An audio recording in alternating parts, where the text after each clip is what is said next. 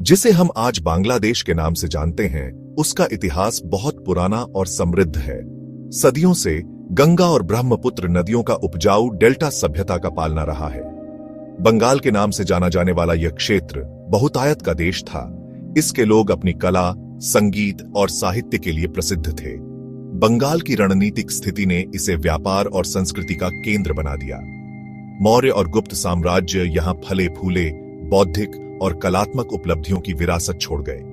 पाल वंश बौद्ध धर्म के संरक्षण के लिए जाना जाता है, जिसने शानदार मठों और मंदिरों को पीछे छोड़ा। इस काल में बंगाली भाषा और साहित्य का विकास हुआ। 10वीं और 12वीं शताब्दी के बीच रचित महाकाव्य कविता चर्यापद प्रारंभिक बंगाली साहित्यिक परंपराओं की समृद्धि का प्रमाण है। इस क्षेत्र की समृद्धि ने पूरे एशिया के व्यापारियों और विद्वानों को आकर्षित किया, जिससे बंगाल सांस्कृतिक आदान प्रदान का एक जीवंत केंद्र बन गया। 18वीं शताब्दी में ब्रिटिश ईस्ट इंडिया कंपनी के आगमन ने बंगाल के इतिहास में एक महत्वपूर्ण मोड़ ला दिया। 1755 में प्लासी के युद्ध में कंपनी की सेना ने बंगाल के नवाब को हराया, जिससे ब्रिटिश औपनिवेशिक शासन का मार्ग प्रशस्त हुआ। बंगाल के धन, विशेष रूप से इसके कपड़ा उद्योग का बेरहमी से शोषण ब्रिटेन की औद्योगिक क्रांति को बढ़ावा देने के लिए किया गया। अंग्रेजों ने अंग्रेजी शिक्षा और प्रशासनिक व्यवस्था शुरू की, जिसने समाज के पहलुओं का आधुनिकीकरण करते हुए पारंपरिक शक्ति संरचनाओं को भी ध्वस्त कर दिया। 17 के स्थायी बंदोबस्त अधिनियम ने भूमि कार्यकाल प्रणाली को बदल दिया, जिससे अनुपस्थित जमींदारों का उदय हुआ और कई किसान गरीब हो गए। इस काल में बंगाल में राष्ट्रवादी भावना का उदय हुआ। शिक्षित बंगालियों ने स्वतंत्रता और आत्मनिर्णय के पश्चिमी विचारों के संपर्क में आने के बाद ब्रिटिश शासन पर सवाल उठाने शुरू कर दिए। 1905 में बंगाल का विभाजन, जिसका उद्देश्य बढ़ते राष्ट्रवादी आंदोलन को कमजोर करना था, ने इसे और हवा दी। 1946 में ब्रिटिश शासन के अंत ने भारत के विभाजन को जन्म दिया, जिसने देश को धार्मिक आधार पर विभाजित कर दिया। बंगाल खुद विभाजित हो गया, जिसमें मुस्लिम बहुल पूर्वी भाग पाकिस्तान का हिस्सा बन गया, जो अपने हिंदू बहुल पश्चिमी समकक्ष से अलग हो गया। इस विभाजन ने मानव इतिहास में सबसे बड़े सामूहिक पलायनों में से एक को जन्म दिया, जिसके साथ अकल्पनीय हिंसा और पीड़ा भी हुई।